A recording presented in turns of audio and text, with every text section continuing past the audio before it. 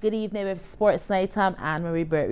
We begin with cricket news where West Indies captain Jason Holder has been suspended for one test and fined 60% of his match fee, while his players have been fined 30% of their match fees for maintaining a slow over rate during New Zealand's victory in Wellington's first test, which ended on Monday.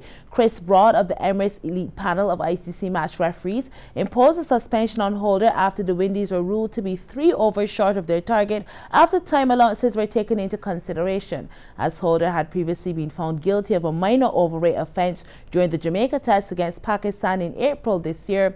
This offence constituted his second minor overrate offence in a test match within a 12-month period. The suspension means Holder will miss the second test against New Zealand, which starts in Hamilton on Saturday. And Cricket West Indies has made 2 changes to the One Day International and T20 teams for the ongoing tour of New Zealand. The selection panel has recalled Jamaican left-arm spinner Nikita Miller for the one-day series, while Trinidad all-rounder Riyad Emrit has been called up for the first time for the T20s. So the full One Day International squad is Jason Holder as captain. There's Jason Mohammed as the vice-captain, Sunil Ambrose, Ronsford Beaton, Shannon Gabriel, Chris Gale, Kyle Hope, Shea Hope, Alzari Joseph, Evan Lewis, Miller, Ashley Nurse, Rovman Powell, Marlon Samuels, and Kesrick Williams. The T20 squad includes Carlos Brathwaite, who's the captain, Samuel Badri, Beaton, Emrit, Andre Fletcher, Gale, Mohammed, Sunil Narain, Karen Pollard, Powell, Samuels, Jerome Taylor, Chadwick Walton, and Williams. Opener Evan Lewis will miss the T20 series due to personal reasons.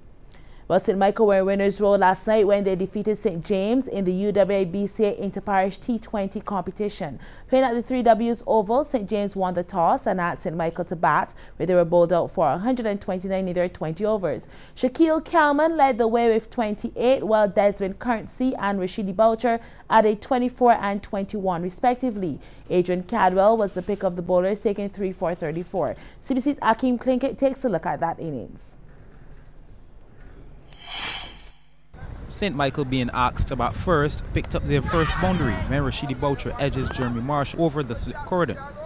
Boucher made sure he connected the ball with the full face of the bat this time, going over cover for 6. His partner Jabari Yard joined the act, swinging this Andre Marshall delivery through square leg for 4. He then stands and delivers, dispatching Stefan King over his head for another boundary. Adrian Cadwell entered the attack and had immediate success, bowling Boucher for 21, St. Michael 39 for 1. Yard would follow soon after, dragging this Javid Leacock delivery to deep mid-wicket. He made 15, St. Michael 41 for 2. Shaquille Kalman strode to the crease and was given some luck as Leacock gives him 6 runs when he drops the ball at long off. He was joined by Craig St. Hill, who gets going one time, going straight for $1 off Leacock. Kalman then thanks Leacock, slapping him over long off for 6 more. Kalman comes even better this time, bringing the long handle and dismissing Siobhan Brooks out the ground. St. Hill wasn't gifted the same luck as Kalman, however, as he is caught at long on by Kirk Thompson for 15. St. Michael 79 for 3 now. 2 runs later, Kalman would depart for 28 when he is caught at deep cover, gifting Cadwell his second wicket. St. Michael kept the board ticking over as Jonathan Drakes on drives over mid-on to pick up his first set of runs. However, wickets kept tumbling as Cadwell gets his third when he dismantles Jamil Stewart's stumps without scoring, 92 for 5. The 6th wicket will go at 95 as Andre Marshall rearranges Drake's stumps when he comes too far to the offside. St. James in complete control now worked their magic as Brooks returned and bamboozled Skimar Smith, removing him for 1, St. Michael 96 for 7. More trouble for St. Michael as Joshua Drakes finds Andre Marshall in the deep. He contributed 1, the score 98 for 8. Some lower order resistance came off the bat of Desmond Currency as he pulls behind square for a much needed boundary. However, he was given no support as his namesake Dane Currency is stumped off the bowling of Leacock for 7, 118 for 9 now. And Jeremy Marshall would finish off the job, destroying Andre Evelyn's stumps for St. Michael to be all out for 129 in their 20 overs. Akeem Klinkett, CBC Sports. In reply, St. James fell short by 21 runs, being bowled out for 108 in 19.5 overs. Kemar Smith being the pick of the bowlers, taking 3 for 18. Now coming up after the break, Lodge eliminate the favourites from schools basketball.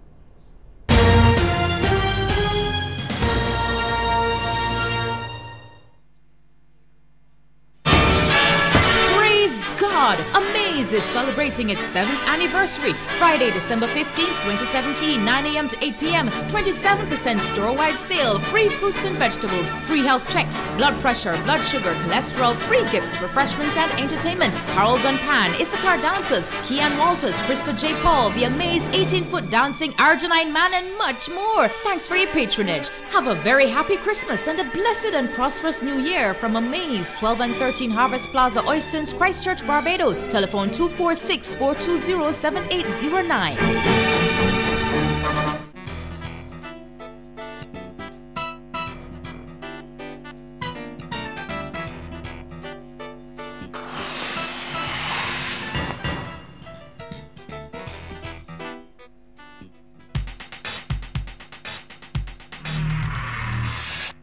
I am the Community Nutrition Officer at this polyclinic. Some of you visit me from time to time, some of you avoid me as best you can. Do you have diabetes or hypertension, need to reduce your cholesterol levels, lose weight, or just want to improve your diet? Community nutrition officers are available at your nearest polyclinic to offer personalized advice. So call and make an appointment, Mondays to Fridays from 9 a.m. to 4:30 p.m. These trained nutritionists and dietitians are also available to speak to groups. Just contact the National Nutrition Center at 427-1694 or visit www.nutritioncenter.health.gov.bb. Viewers, please note, CBC TV 8 will be off air for maintenance from 9 a.m. to 12 noon on Wednesday, December 6th. We apologize for any inconvenience.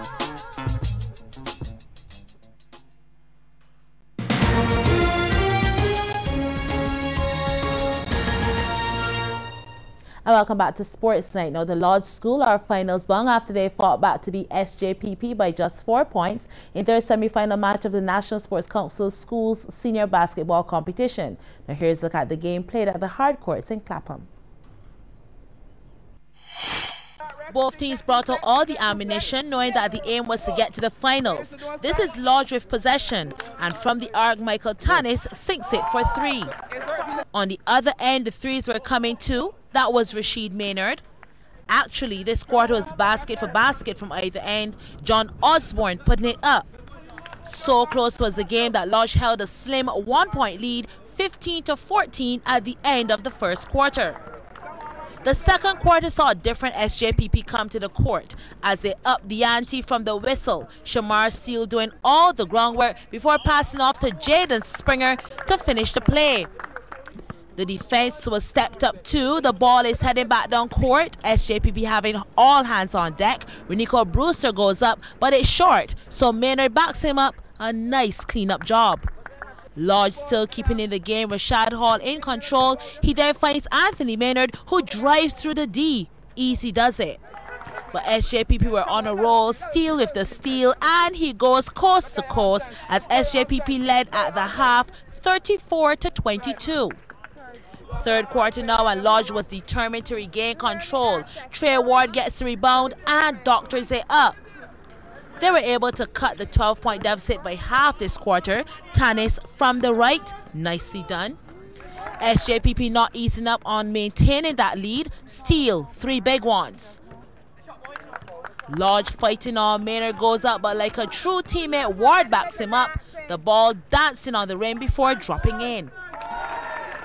But SJPP were able to keep the edge. Steele missing the 3, but Brewster backs up with a beauty of a shot as SJPP led the third quarter up 47-41.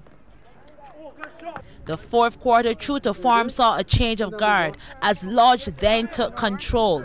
Maynard, an easy jump shot. SJPP fighting back in this crucial period, passing it around on the outside before Maynard puts it up. But the boys from Messiah Street met business off the board. Kemar Ben.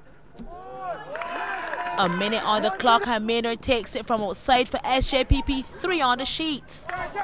So it's a nail-biting finish, Lodge with possession. Tanis, 3 big ones as well. And this is where it was signed and sealed. Lodge, they get the foul. Rashad Hall steps up and he sinks the first. And he sinks the second. As Lodge played with a lion heart to win 62-58. Now back to some cricket news. Captain Joe Root made an unbeaten 67 to keep England in with a slim chance of a win in the second Ashes test against Australia in Adelaide. Root, who overturned being given out LBW and was also dropped, took his side to 176 for 4 in their chase of 354. Australia reduced to 53 for 4 overnight, were bowled out for 138, with James Anderson claiming his first 5-wicket haul in that country. Meanwhile, after day 4 of the third test at Delhi, India needs 7 more wickets while Sri Lanka needs 379 more runs to win. That match has scores of India 536 for 7 declared and 246 for 5 declared. Shikhar Dhawan on 67, Virat Kohli on 50 and Rohit Sharma 50 not out. Sri Lanka 373 and 31 for 3. Now that game resumes on MCTV's ESPN2 from midnight. Now if you haven't been watching this test match, you may have heard that Sri Lankan players are wearing face masks. Well, it's because the smog in Delhi has made that city one of the most polluted in the world, and they're taking no chances. For it, these players were very serious. Delhi has been struggling to cope with some pretty intense smog, and Beijing is equivalent to smoking about 50 cigarettes a day. And it doesn't matter if you're 80 years old or an infant at 8 months old. So if you're a professional athlete, you've got an increased oxygen ability, you may be smoking 3.5 packs of cigarettes. I mean, the Sri Lankan coach was saying on Sunday in the locker room the players were getting sick and vomiting. The air quality on Sunday was 15 times higher than the World Health Organization's safe level, and it got worse on Monday at 18 times. When you look at the 20 most polluted cities in the world, 13 out of those 20s are in India. Beijing is not on this list. New Delhi is the most polluted city when you talk about the concentration of the smog in the air. Now, there's a couple of reasons for this, and it's just that time of year. I mean, there's a big difference between the weather here in New Delhi than, let's say, play in the Ashes in South Australia. I mean, what we've got here is warm air aloft is trapping the colder air. It's trapping all the pollutants at the ground. So weather plays a role. Geography plays a role. Everything's getting trapped up against the Himalayan mountains. But they just ended their monsoon season at the end of September. So after they had their harvest, instead of using tractors, they're burning their fields. So it's trapping all this smoke. Anything over 150 is considered unhealthy. The number right now is at 390. What is it, 340 in the morning? Wait till 1 million or so people start firing up automobiles and building fires. So it's just going to get worse. You can see how it gets trapped up against the mountains. And I should mention, a week from this Wednesday, on the 13th, there's a match in Chandigarh to the north. That's where there's more fires being burned by these farmers. So the number is not just in New Delhi at 390, but they're up to 420. So this is going to be an issue for a while. But doctors tell you premature death, irregular heartbeat, decreased lung function. It makes sense that they're having problems, these asthmatic kind of events. Here is New Delhi near the stadium. It's 236 right now, but easily, Don, these numbers are going to be off the chart. That's over 500. A couple hours ago, they were as high as 990. That is extremely dangerous for any. Now we take a short break here, and still to come, there'll have to be a do-over in the school's under-19 cricket semis.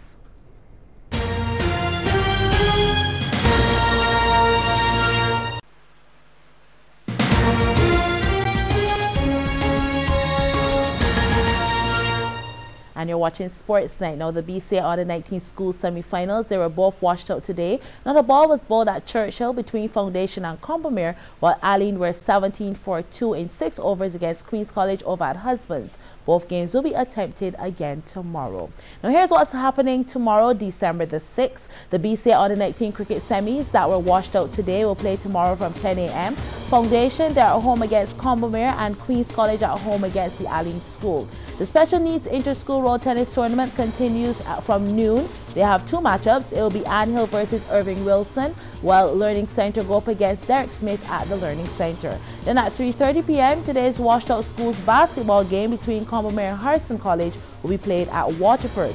And the UWI-BCA Inter-Parish T20 continues at the 3Ws Oval at 7 p.m. St. Lucie will take on Christchurch. That's our package for tonight. Check us again tomorrow and for another sports night. I'm Anne-Marie Burke. Good evening.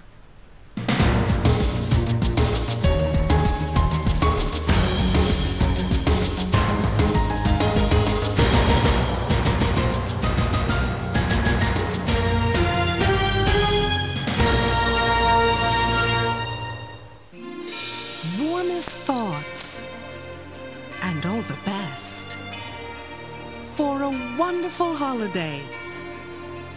Best wishes from the Caribbean Broadcasting Corporation.